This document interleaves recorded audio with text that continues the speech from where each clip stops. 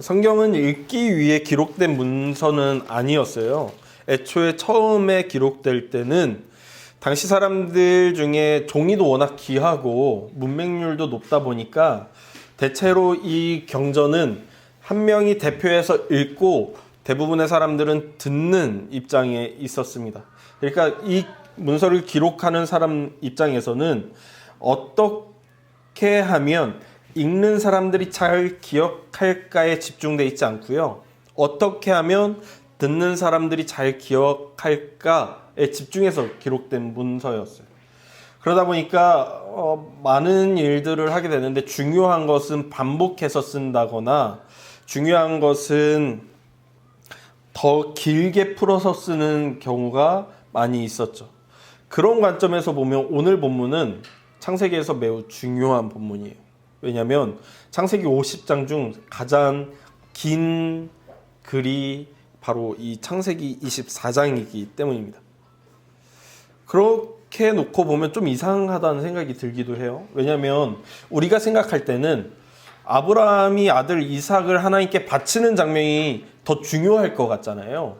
혹은 하나님과 아브라함이 언약을 맺는 장면이 더 중요할 것 같고, 혹은 하나님이 천지를 창조하시는 게 훨씬 더 중요할 것 같은데, 창세기 저자는 그런 것보다 아브라함이 아들 이삭을 위해 아내를 구해서 결혼시키는 것이 더 중요하다고 여긴 것 같아요.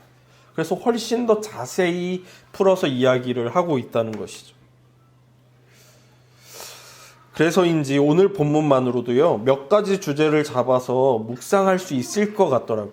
일주일 동안 이 본문을 가지고 묵상하는데 주제들이 굉장히 많은 거예요. 라반이 굉장히 탐욕스러운 모습을 드러낸다거나 등장인물들이 굉장히 빠르게 움직이거든요. 이 등장인물들의 움직임을 묘사할 때 달렸다, 급히 막 이런 것들을 사용해서 등장인물들을 묘사하고 있다는 거나, 혹은 리브가가 행한 일, 그 종에게 물을 대접하고 낙타에게도 물을 먹이는 것이 얼마나 고되고 힘든 일이었는지 등 모든 것들을 쪼개서 나눈다면 몇 줄을 가지고 이 본문만으로 함께 나눌 수 있겠는 거예요. 그런데 제 능력상 그 모든 것을 한 주제에, 한 주 안에 다 풀기는 좀 어려울 것 같아서 오늘은 한 가지 주제에만 집중해 보고자 합니다. 오늘 본문을 묵상하면서 가장 고민됐던 건요, 술술 풀리는 것을 은혜라고 설명해도 될까라는 거였어요. 오늘 본문의 표면적으로 드러나는 것을 통해 보면 그에 대한 질문에 예스라고 대답하게 될 것 같더라고요. 종이 도착했을 때가 여인들이 우물에 물을 뜨러 나올 시기였다는 것, 종이 기도하며 자신이 알 수 있는 기준을 세우고 그것이 바로 이루어졌다는 것, 그 기준을 맞춘 여인이 아름다울 뿐만 아니라 아브라함의 조카뻘이었다는 것 등등, 이삭의 아내가 될 여인을 찾아 떠난 종의 여정이 모든 일이 너무 술술 풀리는 거예요. 심지어 종의 입을 통해서도 그게 고백되는데 오늘 본문 56절을 보면 이렇게 기록하고 있습니다. 그 사람이 그들에게 이르되 나를 만류하지 마소서, 여호와께서 내게 형통한 길을 주셨으니 라고 하면서 자신이 여기까지 이르는 것이 하나님의 도움에 의해 얼마나 형통했는지를 이야기하고 있거든요. 즉 내가 이만큼 형통했으니 하나님께서 나와 함께 하셨습니다 라고 이야기하고 있다는 거죠. 그런데 이런 종의 태도요, 저도 가지고 있는 걸 제가 기억나더라고요. 여러분, 우리 교회를 개척하고요, 제가 페이스북에 이런 글을 남겼더라고요. 제가 한번 읽어드릴게요. 제가 이 글을 남겼더니 댓글에 제 친구가 너 너무 목사같이 글 남긴 거 아니냐 그래가지고 이상했는데, 제가 이렇게 했어요. 오늘 기억하는 교회는 국가에 등록된 단체가 되었습니다. 지난 1월 개척을 위해 공간을 알아보러 다니며 시작된 기억하는 교회는 2월 공간을 계약하였고 실내를 예배 공간으로 꾸몄습니다. 빈 공간에 예배에 필요한 물품들을 채우며 준비하였습니다. 지난 4월 25일 교단에 가입하는 창립 감사 예배를 드렸고 오늘은 국가에 등록된 단체라는 증서를 받아왔습니다. 새벽 예배를 준비하기 위해 교회에서 기도하며 지난 5개월을 돌아보았습니다. 나는 개척하겠다고 마음만 먹었지 모든 것이 주위 분들께서 도와주셨다는 것을 깨닫게 되었습니다. 개척하겠다는 말에 모아둔 돈을 덜컥 준 어머니와 아내, 개척하겠다고 사임하는 사람에게 큰 위로와 후원으로 도와준 교회, 이 시기에 개척한다며 긍휼히 여기며 기도와 후원으로 도와주신 그 이름들, 필경대를 그냥 만들어주신 목공소 사장님, 말도 안 되는 돈으로 인테리어를 해주신 집사님, 시시때때로 도움의 손길을 보내주신 하나님, 이제 이 작은 공간에 예배를 위한 최소한 그러나 최선의 물품들이 채워졌습니다. 새롭게 세워지는 그리스도의 몸된 교회를 향한 참 많은 분들의 기대와 소망이 담겨진 교회가 세워진 것입니다. 이 땅에 한 아이가 태어나면 축하와 기쁨이 넘쳐나고 이 땅에 한 목사가 세워지면 그때 역시 축하와 기쁨이 넘쳐납니다. 이 땅에 한 교회가 세워지자 그 역시도 축하와 기쁨이 넘쳐납니다.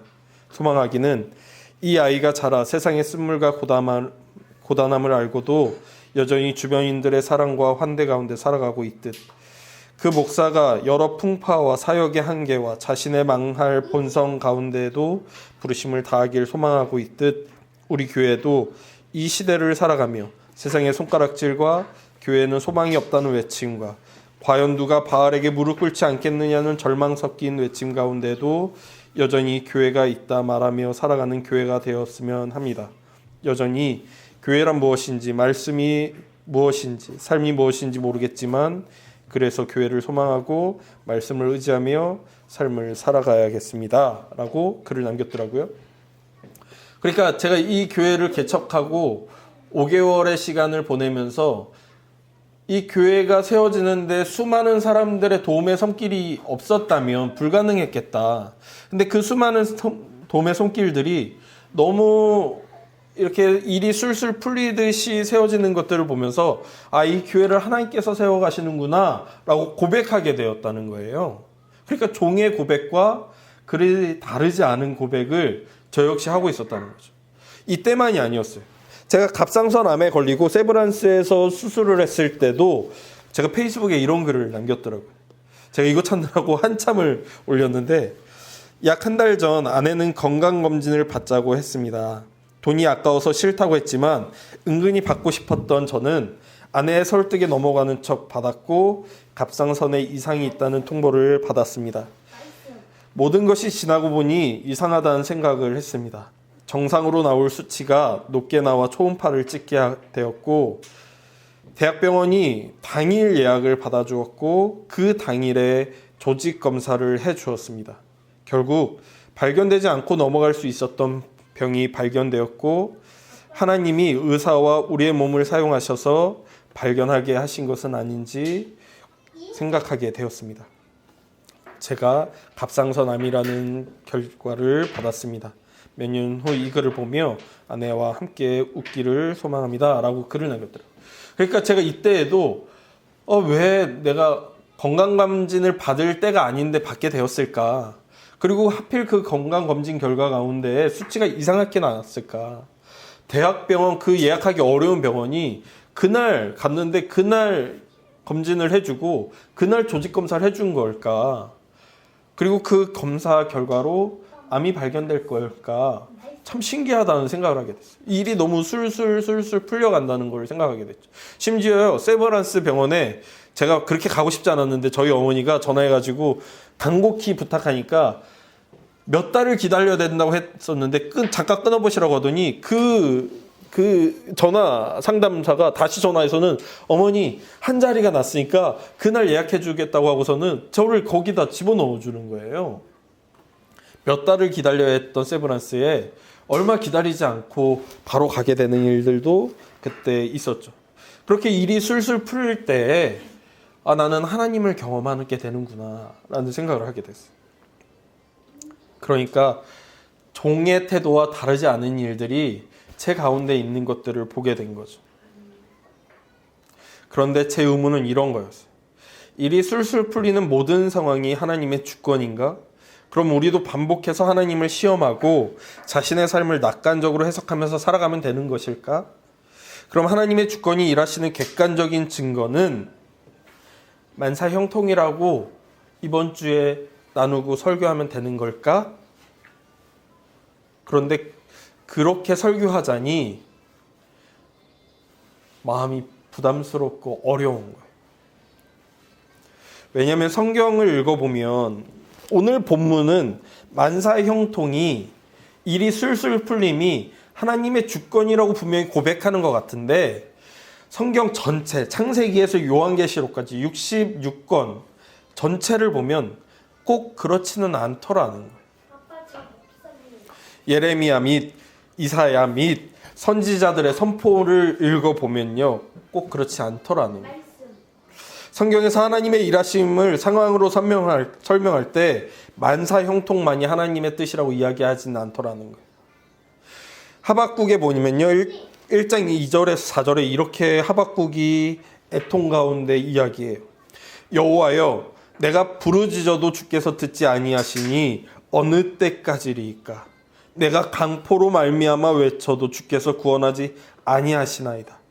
어찌하여 내게 죄악을 보게 하시며 패역을 눈으로 보게 하시나이까.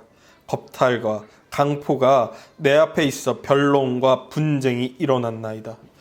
이러므로 율법이 해이하고 정의가 전혀 시행되지 못하오니 이는 악인이 의인을 에워쌌으므로 정의가 굽게 행하여 짐이니이다 라고요.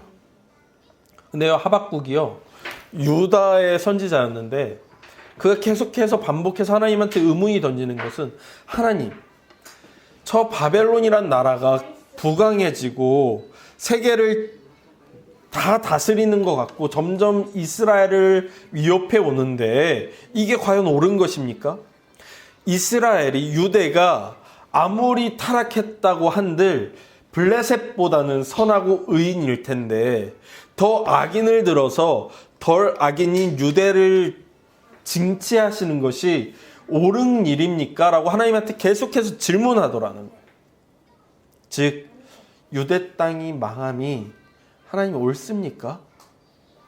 멸망이 하나님의 뜻일 수 있습니까? 라고 질문하더라고요. 이것이 하박국만의 질문이 아니었죠. 이사야, 엘리야가 아니죠. 이사야, 예레미야, 그리고 수많은 소선지서들이 동일한 질문들을 하나님께 하고 있죠. 구약만 그런가요? 신약도 그렇죠. 우리가 얼마 전에 나눴던 바울의 이야기에서 바울이 풍우를 만나서 로마에 가는 길이 딜레이 되잖아요. 늦어지잖아요. 바울은 믿음이 있었거든요. 자신이 로마로 가는 것이 하나님의 뜻이다. 그래서 그는 빨리 가고 싶었어요. 그런데 폭풍우를 만나서 미뤄지는 거예요. 로마로 가는 것이. 때로는 하나님의 뜻을 이루기 위해서 가는 그 과정이 계속해서 딜레이 되는 것을 경험하는 것이 우리의 인생이기도 하죠. 그리고 그것이 하나님의 뜻이기도 할 때가 있다는 게 성경의 설명이었어요. 술술 풀리는 것만이 하나님의 섭리가 아니라고 성경이 이야기하는 것을 제가 기억하다 보니까 오늘 본문을 그저 만사의 형통이 하나님의 뜻입니다라고 이야기하는 게 저에겐 어려운 거였어요. 때로는 막히는 것이 섭리고 때로는 망하는 것이 섭리라는 것이 성경 전체의 이야기여서 오늘 본문이 저에겐 어려운 거였어요. 그럼 오늘 본문을 통해서 보아야 하는 것이 무엇인가 하는 의문이 들었고 저는 그것을 아브라함의 태도에서 보게 됩니다. 아브라함은 아들을 결혼시키고 싶었는데 가나안 여인과 결혼시키고 싶지는 않았어요. 왜 그랬는지는 성경이 설명해 주지 않아서 알 수가 없어요. 그저 혈통을 보존하고 싶었는지 아니면 가나안 사람에 대한 막연한 두려움이 있었는지 성경은 설명해 주질 않아서 알 수가 없어요. 분명한 건 아브라함이 가나안 땅의 여인과 결혼하는 것을 원하지 않았고 그의 고향이었던 갈대아 여인과 자신의 아들이 결혼하기를 원했다는 거죠.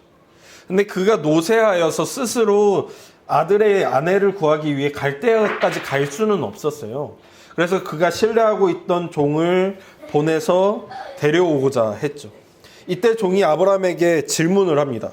5절인데요. 이렇게 이야기해요. 종이 이르되 여자가 나를 따라 이 땅으로 오려고 하지 아니하거든 내가 주인의 아들을 주인이 나오신 땅으로 인도하여 돌아가리까? 라고 질문해. 그러니까 여자가 자신의 고향을 떠나서 가나안으로 오려고 하지 않으면 주인님, 내가 당신의 아들 이삭을 데리고 갈대아로 갈까요?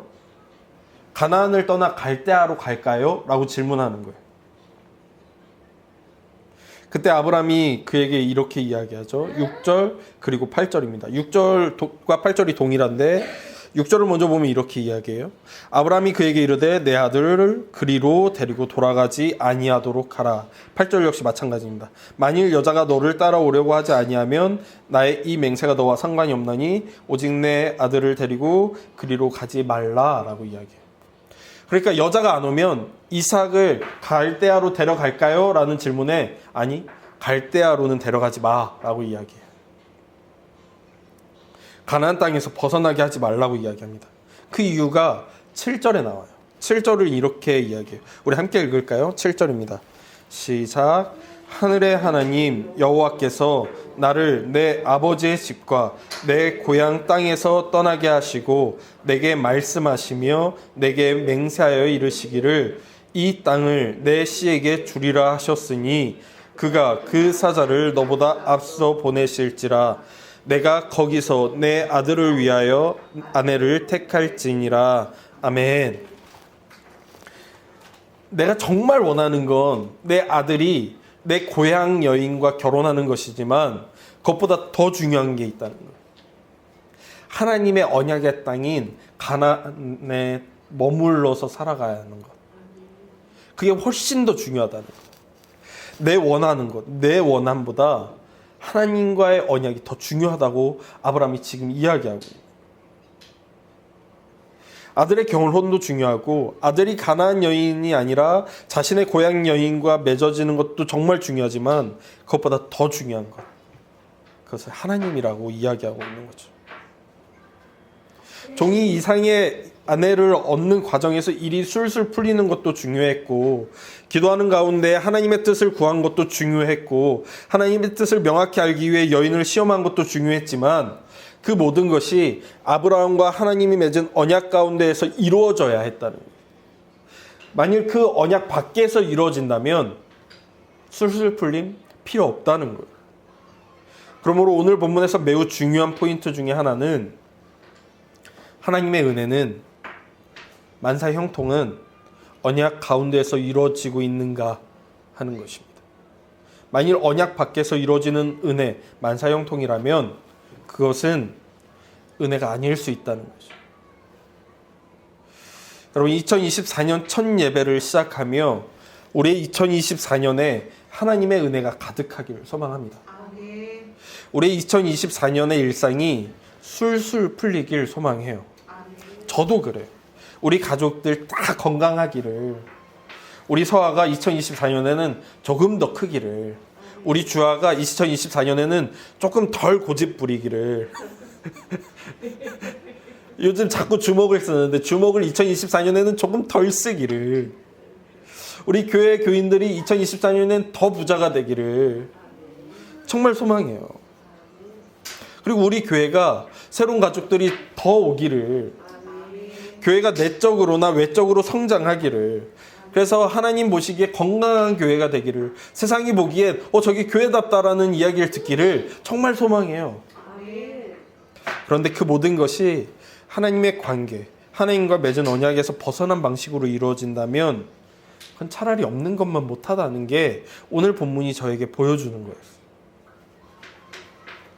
아브라함의 고백처럼 하나님의 언약에서 벗어난 부흥, 언약에서 벗어난 행복은 오히려 우리로 하여금 언약에서 멀어지게 하는 독일 수 있기에 그것이 아무리 좋아 보여도 우리 마음을 아무리 끌고 갈지라도 선택할 수 없다라는 것이 오늘 이 본문이 저에게 가르쳐 주는 거였습니다.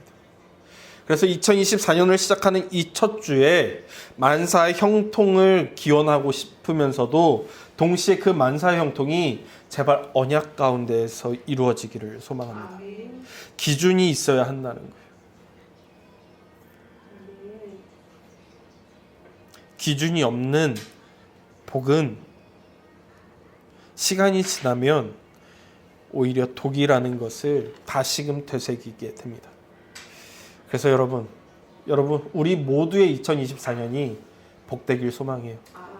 몸으로나 마음으로나 경제적으로나 교회적으로나 모든 것이 잘 되길 소망하지만 그 잘됨이 언약 가운데에서 하나님과의 약속 가운데에서 이 66권의 말씀 가운데에서 잘 되길 소망합니다. 혹 잘됨이 아니라 아픔 가운데 눈물 가운데 2024년이더라도 그 눈물과 아픔이 언약 가운데에서의 눈물, 언약 가운데에서의 아픔, 언약 가운데에서의 더딤, 언약 가운데에서의 절망이길 소망합니다. 그것은 지나고 나면 하나님과의 더욱 돈독함 가운데에 결실을 맺을 것이기 때문입니다. 그러므로 우리의 인생은 언약 가운데만 있다면 아프더라도 즐겁더라도 눈물 가운데 있더라도 웃음 가운데 있더라도 기쁨 가운데 있더라도 슬픔 가운데 있더라도 괜찮습니다. 언약 가운데 있다면 하나님께서 결국엔 우리로 하여금 다시 일어나 하나님을 찬양하며 하나님을 경배하며 하나님을 찬양하게 하실 것이기 때문입니다. 우리의 2024년이 끝났을 때 우리의 고백이 하나님께서 다 이루셨다. 하나님께서 우리를 언약 가운데 온전케 하셨다 하는 고백이 되길 간절히 소망합니다. 기도하겠습니다. 하나님,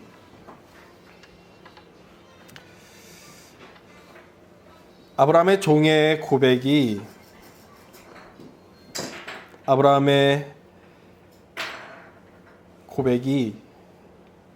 그저 내가 원하는 것이 다 이루어졌으니 하나님께서 하셨다가 아님에 감사합니다. 내가 원하는 것이 분명히 있으나 그것이 하나님의 뜻 가운데 이루어지는 것이 아니라면 포기하겠다는 아브라함의 고백이 있기에 감사합니다. 우리의 2024년, 우리의 소망도 그렇습니다. 더 잘 됐으면 좋겠고, 더 행복했으면 좋겠고, 더 부유했으면 좋겠지만 혹 그것이 하나님의 뜻 가운데 있는 것이 아니라면 나 그리고 우리 교회 포기하겠습니다. 그러나 주님, 원하건대 하나님과의 언약 가운데 조금은 더 안락했으면 좋겠습니다. 조금은 더 따뜻했으면 좋겠습니다. 조금은 더 이웃을 섬길 수 있었으면 좋겠습니다. 조금은 더 이웃을 향해 행복을 이야기할 수 있었으면 좋겠습니다.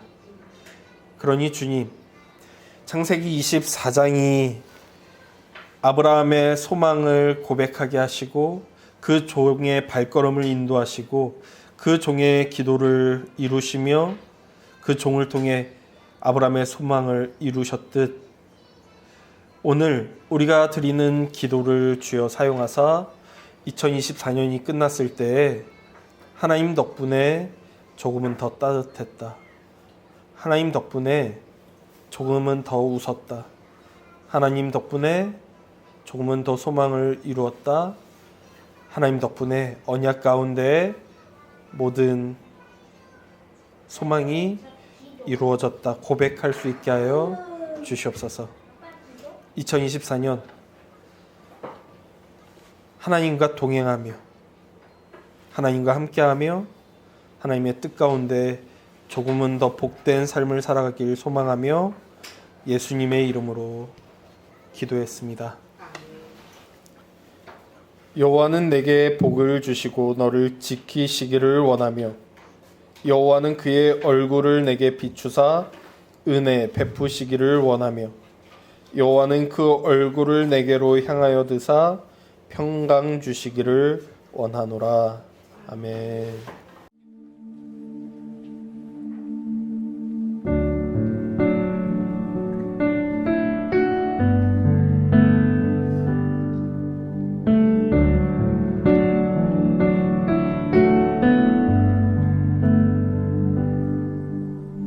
오늘 우리 삶에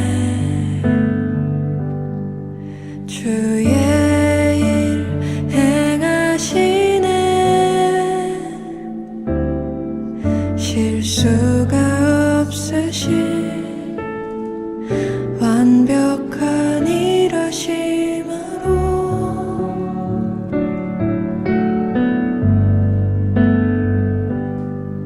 마치